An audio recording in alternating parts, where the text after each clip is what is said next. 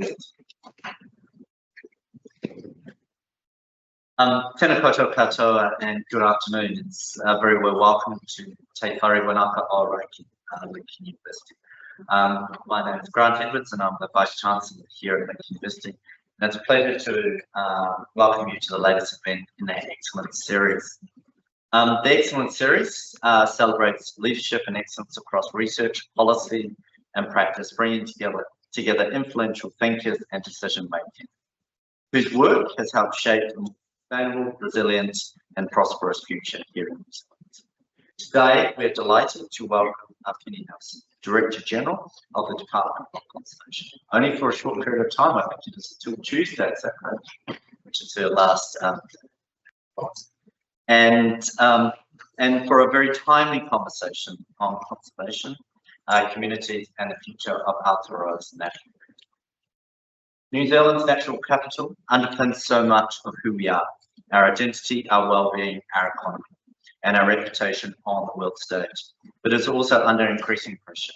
Biodiversity loss, climate change, competing land use demands, and shifting societal expectations are challenging how we protect and sustain our natural heritage. Penny brings extensive experience across the public, private, and science sectors.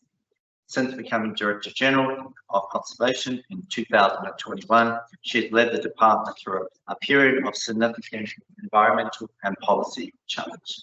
Before this, she held senior leadership roles at Biosecurity New Zealand, the Ministry of Primary Industries, the Ministry for the Environment, and her work spanned climate change, biosecurity, sustainability, and environmental policy. Penny also has strong ties to Lincoln University, holding a Master of Science with honours in resource management from Lincoln University. In 2024, she was awarded the Lincoln University's prestigious Bledisloe Medal, recognising her outstanding contribution and leadership to New Zealand primary industries and environmental stewardship. A fitting reflection of the impact she continues to make across the conservation sector. Welcome, Penny, here today, and I'm looking forward to your presentation.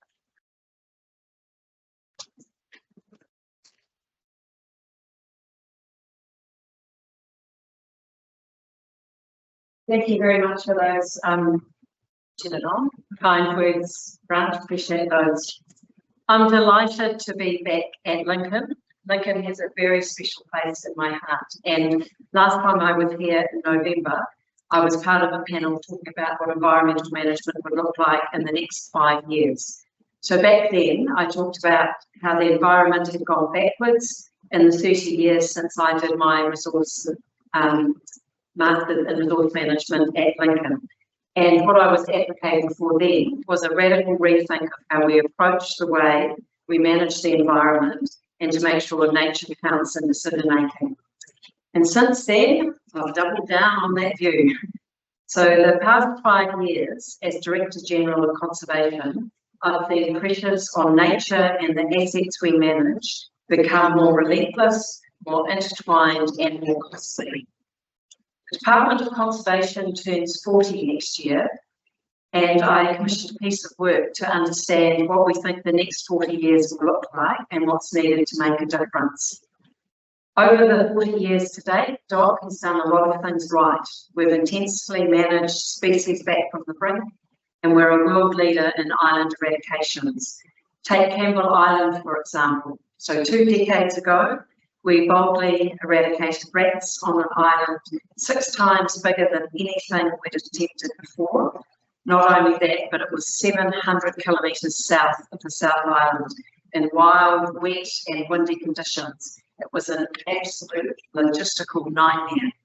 But we did it, and we did it thanks to our can-do spirit, pioneering techniques and grunting determination. Where we focus our efforts, we get results. Today, Campbell Island is stunning with fields of giant lilac megahertz.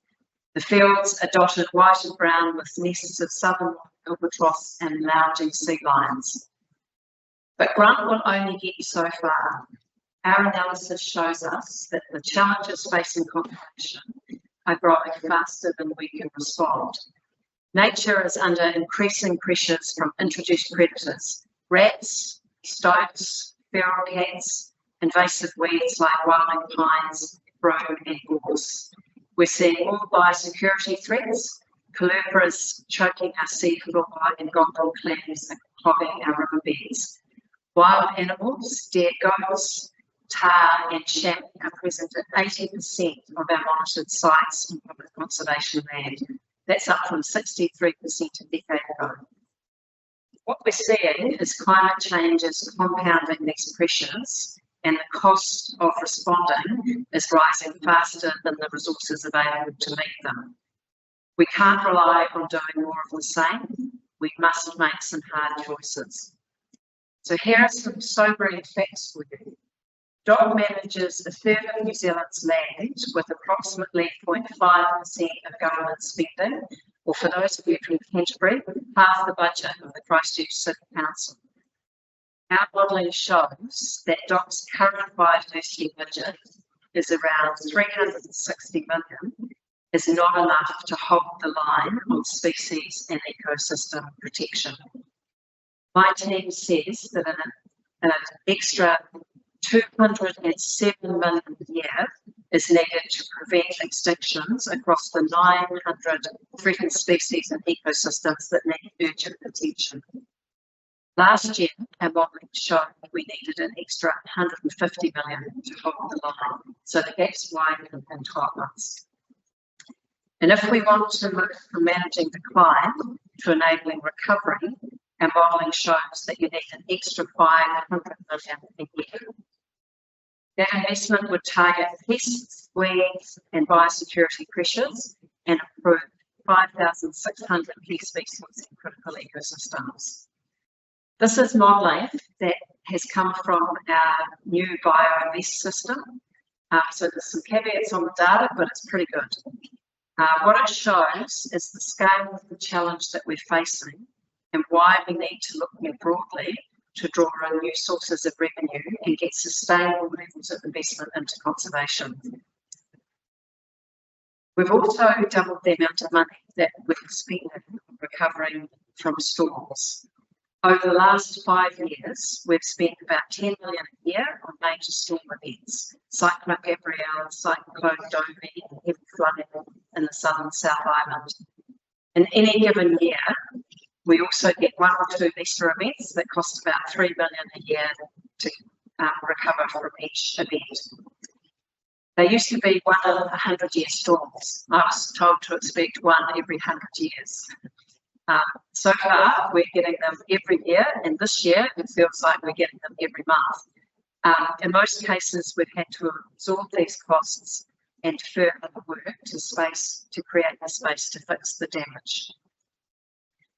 Last year, DOC published an assessment of over 1,000 terrestrial species, including birds, bats, lizards, invertebrates, and vascular plants against climate change impacts.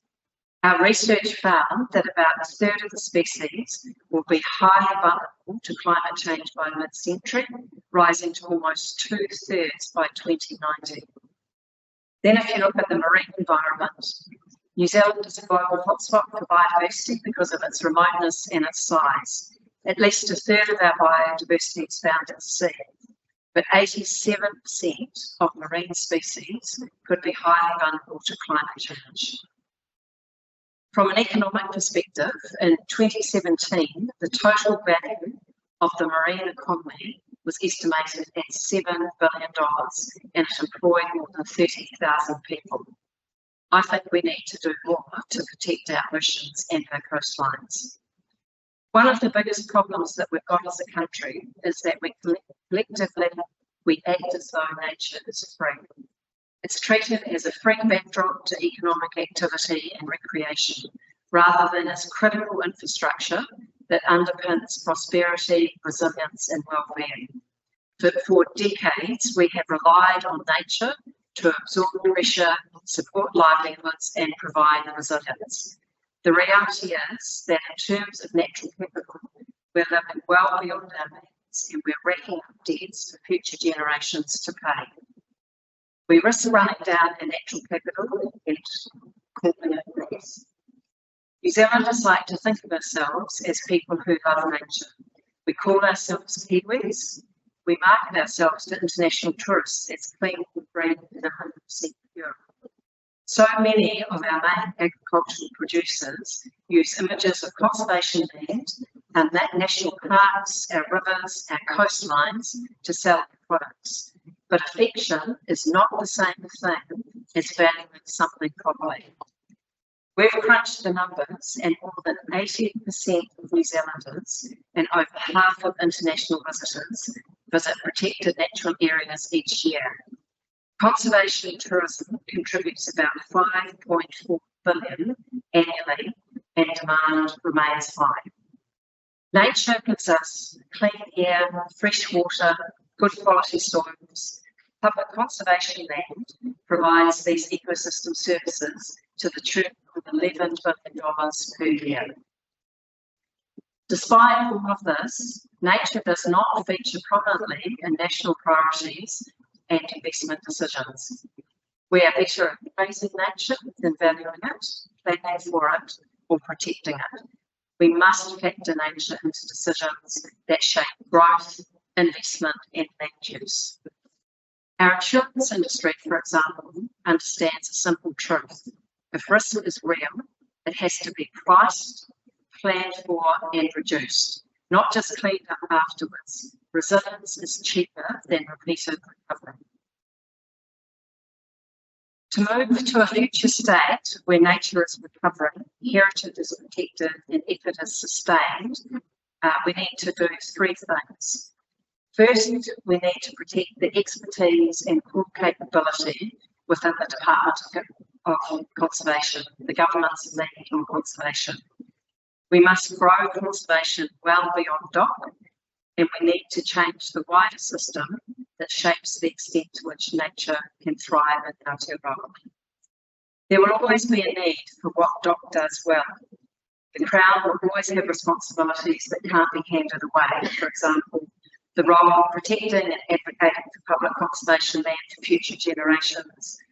Our role also includes public safety, regulatory functions, and specialist expertise. We must protect and strengthen field expertise, science, heritage knowledge, and the ability to make difficult decisions under pressure. I'm talking about things like bird banding, skills to translocate birds, how to repair a heritage brick wall, how to assess speech, tree development, and to build swing bridges. Those capabilities are hard to rebuild if we lose them, so they matter. Lincoln also has a role to play here. You help us grow the next generation of land managers and spark the passion for conservation. I'm really proud of the MOUs we've just signed today. This will foster collaboration between Lincoln and DOC over the use of data and digital tools. Plus, we're aiming to strengthen pathways between study, applied research, and future employment in the conservation system. This will go a long way towards valuing a career in conservation management, helping to retain the skills and boost the capability we need heading into the future. The second shift we need is growing ownership in conservation. I believe that DOC matters, but DOC's not enough. Conservation already depends on communities, landowners, councils, businesses, and others. At the centre of that is a critical role of Māori as tangata whenua, as kaitiaki, and as long-standing partners in conservation. Many of our most significant conservation gains are built on iwi-led and iwi-partner approaches, grounded in deep place-based knowledge and intergenerational stewardship. Conservation is to grow, it will be so with Māori, not alongside, but together. The question now is whether this wider effort can grow in a way that is consistent, supported, and able to last, and ensuring that DOC is ready to be a powerful partner in those efforts. We're already seeing what that looks like at scale in the Rokubra and through initiatives like Kotahi Tangawa Te Taiao, iwi and partners are leading coordinated land-scale conservation. These efforts bring multiple groups together around shared outcomes, and they are delivering real results. This is the model for growing conservation beyond DOC. Building on these examples means clearer roles, stronger partnerships, and better systems that make it easier for others to act with confidence. Third, and most importantly over time, we need to change the wider system that shapes the extent to which nature can thrive in Aotearoa. Many of the pressures on nature are coming from decisions made outside the conservation system. They come from decisions about land use, infrastructure, investment and development. We already know a great deal about what drives nature decline, what happens when action is delayed and which approaches and resources make a difference. But we are yet to gain traction on the changes needed to ensure this is reflected in decisions. If those decisions don't account for the values of nature up front, we'll keep mopping up after the fact once the damage has already occurred. One of the main battles for nature is before any conservation dollars are spent in the choices that shape land use, investment and infrastructure. Part of the answer here will be new financial tools to expand how we pay for the cost of protecting and restoring nature. I'm talking about mechanisms like bonds, co-investment models, natural infrastructure funding, carbon markets and biodiversity credits. To realise these opportunities, we need robust and visible accounting of everything that nature does for us, as well as the opportunities and risks that it creates. And we need the reporting, audit and monitoring that goes with that. This isn't about commodifying nature, it's about giving nature a voice in the language that decisions are made in. It's now urgent to gain traction on system changes so that nature's value is reflected in decision making and investment. This requires a whole New Zealand shift across government, iwi, the private sector and communities. DOC can and is supporting and helping to shape this, but we can't deliver it on our own. DOC has invested in comprehensive analysis of the ecosystem services provided by conservation land. We're advising on the design of voluntary nature credit systems. We're contributing to the development of nature-related financial disclosures and a national nature infrastructure plan and exploring instruments such as green bonds. I think that Canada is leading the way at the moment. I think New Zealand is really starting to fall behind. Their nature strategy is really inspirational. They're expanding the amount of protection across land, sea and freshwater systems. They're connecting habitats so species can move more safely. They're focused on building Canada well and designing infrastructure that works with nature instead of against it. And they're using finance tools to create capital to fund conservation in a sustainable, long-term way. Other leading jurisdictions are moving in a similar direction. Costa Rica, a much less wealthy country than our own, is one of the clearest examples of a country that deliberately stopped treating nature as valueless. Through its National Payment for Environmental Services program, landowners are paid for carbon sequestration, biodiversity protection, vehicle regulation and scenic protection, shifting nature from an unpriced constraint to a recognised need. I believe that future prosperity will favour countries that learn to value nature properly. Lincoln's program strongly emphasises sustainability, ecological systems, restoration and human environmental interactions. Your natural resource management and environmental degrees are exactly the disciplinary basis used for nature-based solutions. For example, catchment restoration, ecosystem-based adaptation, biodiversity finance. This thinking is needed more than ever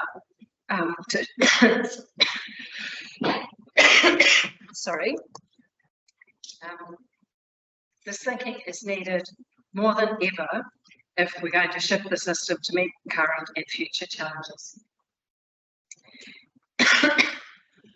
I'm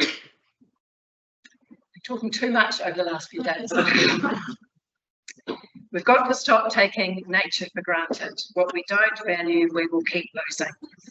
Across New Zealand, people already care about nature, and we're seeing that with the volume of submissions on conservation law reform, 48,000 it was yesterday. They already act for it in many different ways. The task now is to build a system that can hold and grow that effort and make a difference at a national level. To protect what matters most, support others to lead, and make sure nature is considered early in the decisions that shape our future. The challenge ahead is not choosing between these shifts, but balancing our effort across all three. Together, they are what will build a more resilient conservation system, capable of meeting the pressures we face now and those still to come. That is what it will take for nature to thrive. Ngā mihi.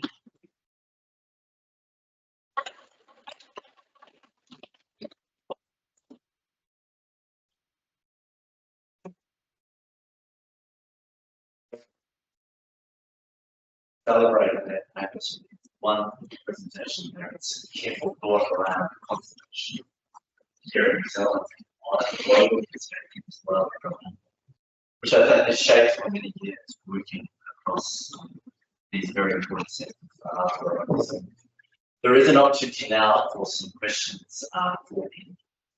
Should we take it from the audience? I have some here, but I really appreciate leading off with some questions based on the presentation or anything that I wish to address.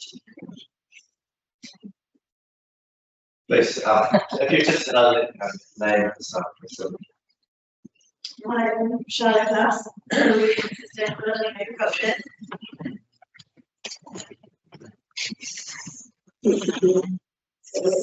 One thing I really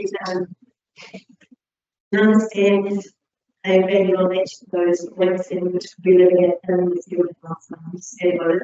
My question is, some people seem to consider that as farming or conservation. How or is there a place for conservation ecology in agriculture to enable us to be more protective of our conservation with special resources? So I think they extremely we're seeing as well about the importance. And one of the things I found really fascinating is I don't know if you've seen the case studies, you have some around natural infrastructure. So following the earthquakes in Christchurch, there was some really good work done about in terms of the land that's here, where you build houses, where you have farms, and where you need to, if you put in wetlands and particular planting in different parts of the landscape, how that will stop really deal with waters that came from floods and sediment that comes with it. And what the case studies have shown is financially Christchurch is much better off because they took that long strategic period, planted in the right place, kept wetlands and rebuilt the wetlands in the right places, and it saved us money for other parts of the country where they didn't have that.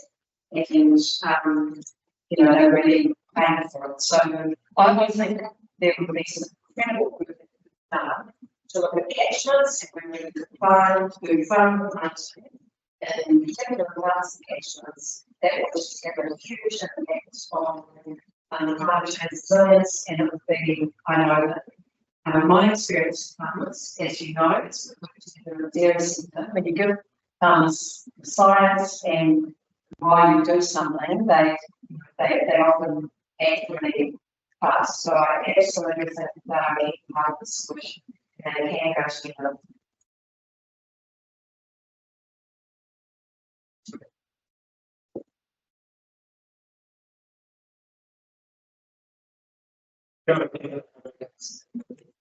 It's nice to speak. I'm really interested in how whether or not complex types of environments and cloud-based standards and biodiversity and how governments take the spending. And I'm interested to know if we also didn't have such influence in biodiversity, what then how we should account that in terms of versus farming countries.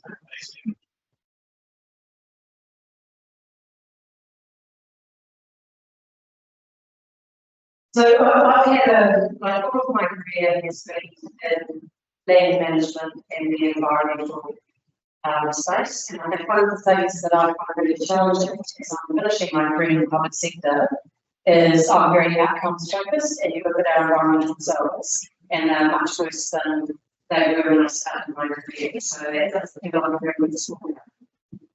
So I've been, really thinking a lot about some of the things that matter. So I think one of the first things is I know we've got, lots of living crisis and things challenging for a lot of people, but I think it's really important that every New Zealander lets the government know that nature matters to them, and we really have seen that in the last couple of weeks around conservation. So the fact that there is that many submissions and so much voice to people saying we actually really value public conservation land means that they're going to really think about what they do through a second process. So that really matters. And then I think the other thing, we've got to do. So when I went through Lincoln, Jeff Kerr was here, taught me economics, and economics really matters. So we have got to find ways where government are making decisions about things. Cost of nature is included, because at the moment we are spending millions on cleaning up floods, whereas what I'm starting to see other countries do, UK is another example, is they invest some of that in planting at the front and putting out forests to catch sediment. So they pay up front and then they pay less down the end. So somehow we've got to find a way to get that sort of thought, into some of the key decisions we make. And then I think some of the mechanisms that are coming with biodiversity credits, etc., where people also get rewarded for looking after nature are critical. They're getting closer to the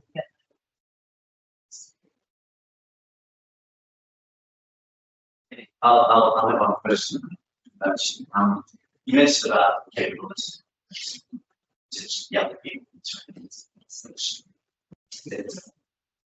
What's the mindset and skills that are to be as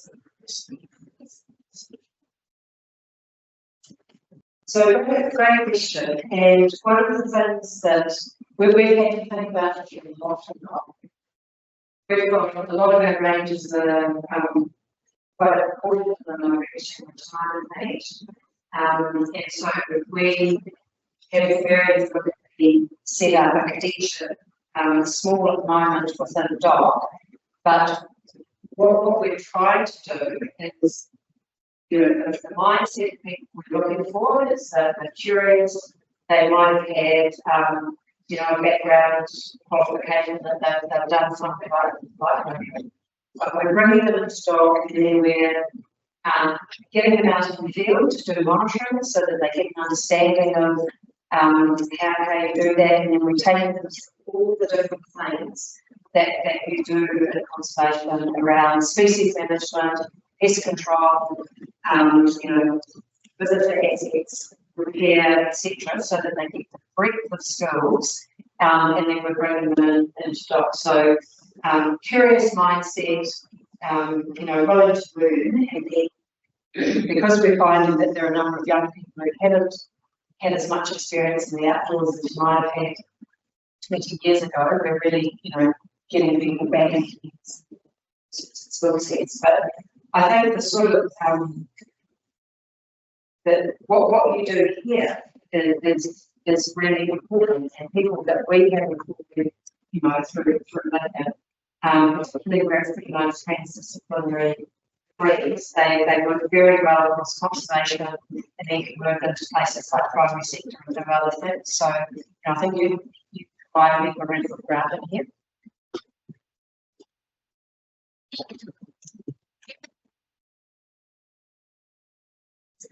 And with the speech, and I really like that people are also so I will consider now in and also active speech manner. I really enjoyed as a international student here this happening because it's the kind of that really what previous career and studies. So we are doing some RSC in the we have that with my team that starts from the training and Buddhism. It's also in the university, and we are seeing the it's a very small town, but it's very interesting to like some fruits and vegetables in the campus, and then we are keeping in the baskets, and we are just displaying in our buildings to meet the students and really enjoy it.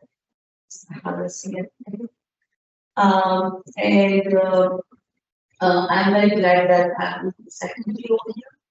And sometimes I'm just a curious mind of these things that because in time to come out India actually. And in our country, there are so much people. And if this kind of one tree is there, so very situation of what I'm thinking that in India is the one thinking that the fruits or something. So people will go and grab it, and you will not find this in any place. And when I'm here, then I see that apples and people are here, and people are just sometimes it's very difficult. People are not picking it, and sometimes it's very small. So we are doing this kind of stuff here. But I'm always curious about that. Why do people mostly not have people to do this activity and just give the students more? So that's what I want to share. Thank you. Thank you. It's wonderful to hear about what you're doing, and really love international students coming to New Zealand. So hopefully you're ready to come. Thank you. Kristen. My name is Ilse, and I look after a group of very special scholars, future leaders, a program based on the Sustainable Development Goals. So I'm very excited to have heard you speak today, but also having worked in the public sector myself, I would, at the end of your career, I would like to say from myself and the future generations of leaders, thank you, because it's not easy.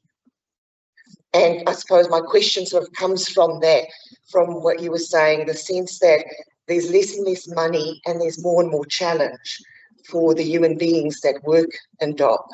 And they probably are working there because it's a meaningful job for them. That's a bit of a calling. As the person who's had to lead those people, do you have any thoughts or advice about what has helped you succeed to keep those people engaged, enthusiastic, well?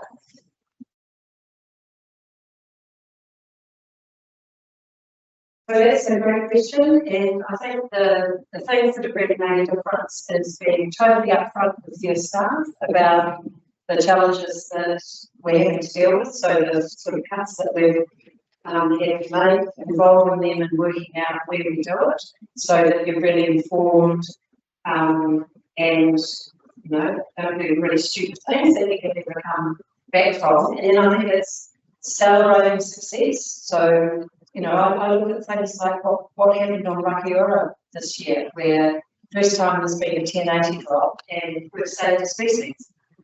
Probably if we had done that drop this year, that species could well have gone extinct. And just the courage of our people to do that big operation with partners, from the hunters who were really unhappy about it, do all the trackings that Feral has, and just and then really celebrating that. So even though we're having to do some tough stuff over here, we're getting some real results. And then I think the other thing is really tactical always bring an opportunity. And so what it's led to is a lot of innovation to get more money into dogs. So the car parking, we've had an hour this summer.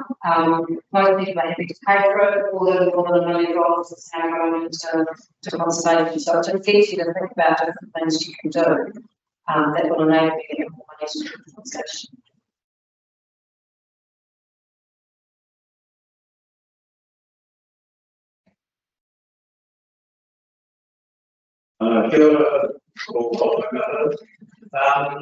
You see, one of the problems is the developing growing literacy community and our representatives. And as the case a while back was a certain minister said goodbye to me when he was trying to promote buying opportunity to explain how our crops are the most precious, ancient, and ancestral crops in the world. It seems like they have others. They should be.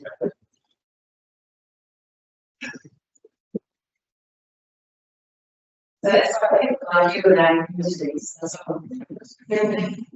So what I find really interesting is throughout my career, there's been people who travelers, there now isn't.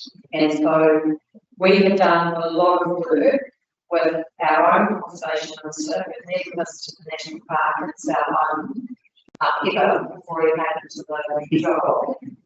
We have deliberately got them out in national parks alongside our rangers and our technical experts, and every time he goes out, he falls a little bit more in love with nature, and what I'm seeing is just a stronger and stronger voice about why those things matter. So I think you're absolutely right. We need to keep ensuring people really understand why particular things are important.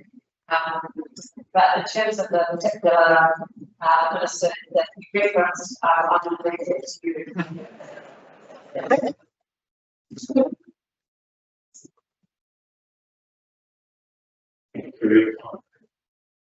Because it's all about my conversation.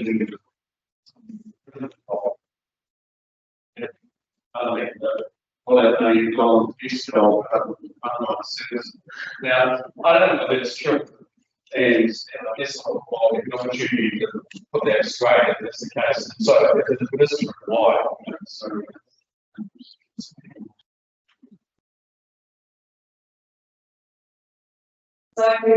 they don't get a pretty tough skin because everyone's supposed to reckon, everyone's supposed to listen. So we're really deliberate about where we have people. So we have a lot of people on the ground. Some of the people that we're talking about, they are scientists. So I can tell you, and the scientists we have with the fast track applications that are going through at the moment, we would be absolutely stuffed. We have our Capit experts, so our engineers, our people who make sure that the way we're doing our assets are safe. We have our policy people who, are willing to do a lot of that work that's going on. So one of the things we do as a senior leadership team is to always make really good look at the balance where people are and what we need to get the outcomes we're after and deliver what we need to do. So whoever was on my meeting, that will give me a call and I'll be very clear with them about how we've made our decisions.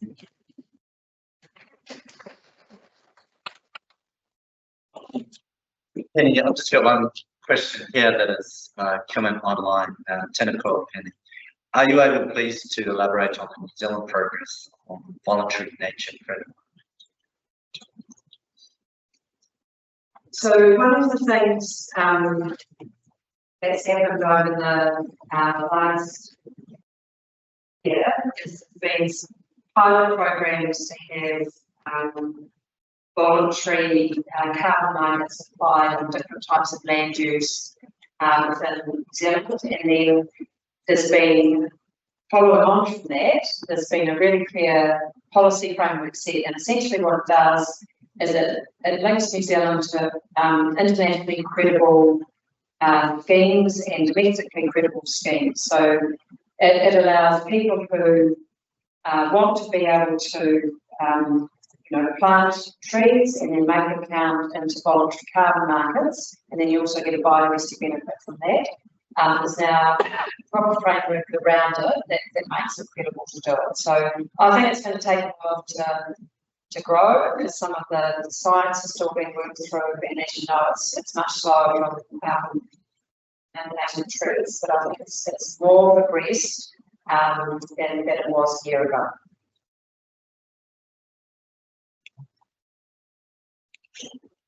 Thanks a lot. Phil Hume.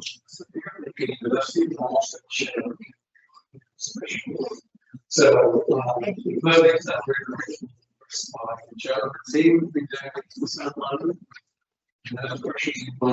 and also I guess the issue that's in the back of my mind that we raise a lot of conservation for is avian influenza, just arrived in Western Australia. And I know that NPI job and Ministry of Health working together on a standard. But when the Minister for Biosecurity talked about it, he mentioned.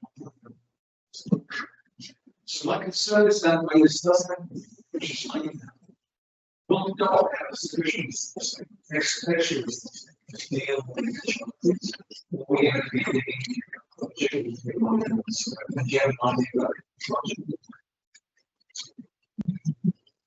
So first of all, the extra what you know on conservation board, usually varying the work conservation boards too, is really important. In terms of research, what we have done is a lot more that's been done than understanding. So every single district, we have a really clear response plan. We are headed down the photograph. We have in terms of the financial side of it, we're working really closely with the guide campaign will go through, and it would absolutely not what we need to come on to look after animal species as well, and animals those lists this is very vital about the protection of the pet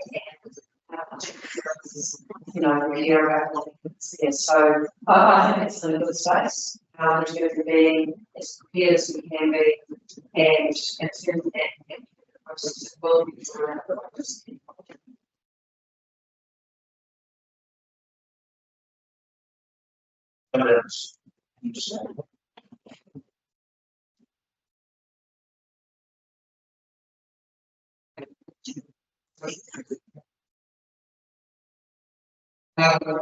The conservation board, the conservation authorities, the model.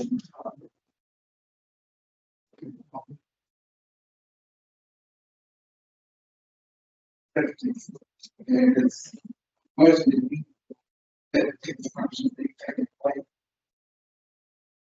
So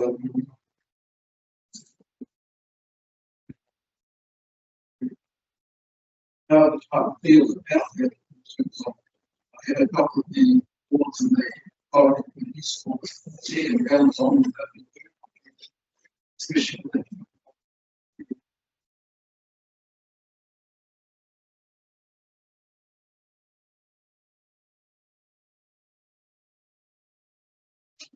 Someone was at the door, somebody a really frank answer. So I've worked across a lot of legacy systems in government, and I've never worked in a system where you've got a minister and a chief executive who hold the accountability, but others have responsibility for setting up what you have to do with it. So ultimately, anything that goes wrong, not my person on the line, not the chair of the ECCA or the head of the conservation board. So I actually think it's bringing it more into line with best regulatory practice, and I also think that having that community voice and input is absolutely fundamental. So that advisory role that they will still have, I think if the doc doesn't listen to that, it's exactly apparent. So I think what it's trying to do is get the accountability from it, but still ensure that you really have that strong connection to the workplace.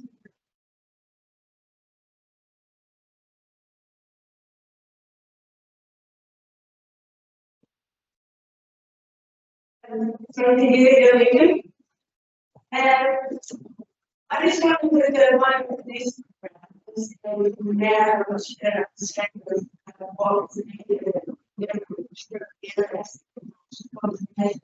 So I wanted to give an opportunity to consider if that's like the original where it's probably actually said.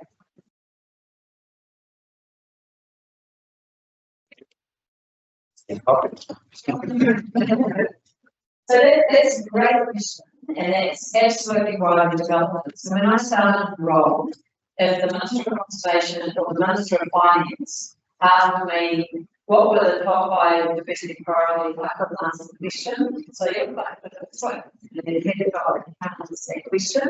And then when I got asked, and if anyone saw that press committee, there was 4 times he really got hammered because he was saying he wanted to know what would actually cost to stop what would prevalent going extinct. So it wasn't saying it was going to a sector extinction. What it was saying is, as a government decision maker, you need to know what that's going to take. So that what that work has done is it's really brought together what that looks like. So it's led me this time. What I was saying to ministers is we have a $209 million gap for the things that are very close to extinction now. And if you don't fill that, it's on you if that happens, because we're doing the best that we can do. And it's much more visible. And we've just had the team who developed their half days through. They've been through it all. They think it's really robust. And so we're now able to not only let them know the consequences, but when they're making decisions about how you use things like international visibility, show them where you'll get more impact if you do one thing over another. So I think it's an absolute game changer in terms of us going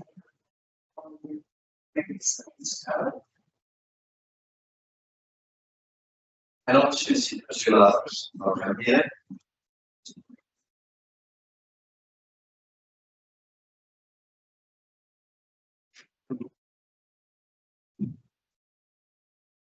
Thank you for your service. The Department of Conservation is like one of the most important departments that we have on our national resources. I wanted to ask, young people are passionate about protecting biodiversity and understand the threats posed by climate change and invasive species.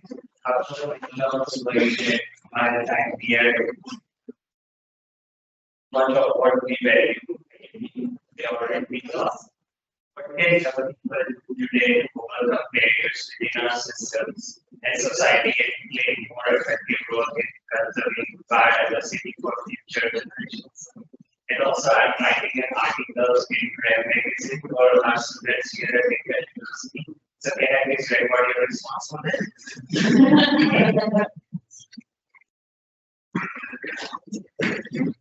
So that's a great question. So you're all right. So it's very important that there are some that are about this because politicians hear about the voice and they hear about comments. Also, I found it interesting the lawyers the witness and study, and a lot of young people are saying what and that's sort of put out information to check executives of a range of organisations, because what the evidence is showing is a lot of young people want to work in places where they can demonstrate what they're contributing to either the environment or social things. So hopefully that'll have an impact. And then just get out there and work with. You don't have to be in a CEO role to have a if you go, you have a why. It was great.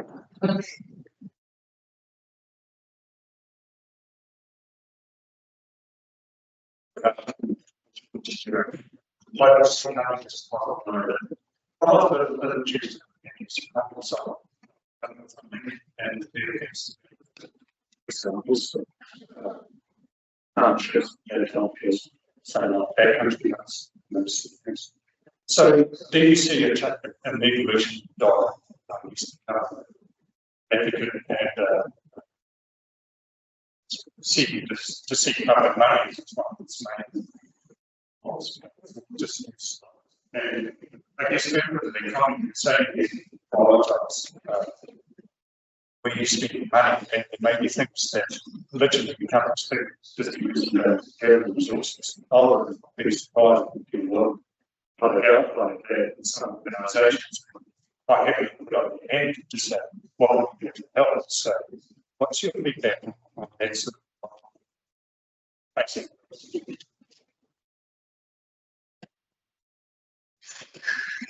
So I think the reason we done this work is redirecting the base, the minister we just want to have a really good piece. And so I think the challenge on Garrett is we can't keep operating the way we are, we just can't keep going backwards. So that's it. So a really big part of that will be absolutely what it's talking about, that's part and I don't think it's just advocating, it's genuinely finding where value can align. So for example, if I look at our New Zealand partnership that we've just signed up this year, we've got $14 million worth of conservation value. And so what we did is that we met up to hear about our phones. We said, we don't just phone provider, we want to, this is the challenge we've got. We want to work with someone who's going to help us go faster with technology. Because the more, in a really practical example, the more technology we have on our loose, less often we have to go and take a helicopter and clear them because we can see what level they're at. So One New Zealand is helping with that. And then they're also helping us invest in other conservation areas. And you're exactly right. With some of those species that we're worried about going extinct, we've put them up through the Nature Fund, looking for partners, also through the new investor visa, where people coming into New Zealand, if they can contribute $1 million, they get an easier way to come in. We've now got 20 conservation projects that are part of that. So we're just trying to find any way to get the challenges that we've got into some different places so people A, know about it, and B, if they want to partner and invest, we're much more open and ready to do that than we might have been in the past. So, yeah. Thank you. Absolutely wonderful presentation. And also, and Rob's benefits. Great Christian theories looked at those situations. It's been delightful to have you today. It's delightful to work you with something to thank you very much for your contribution.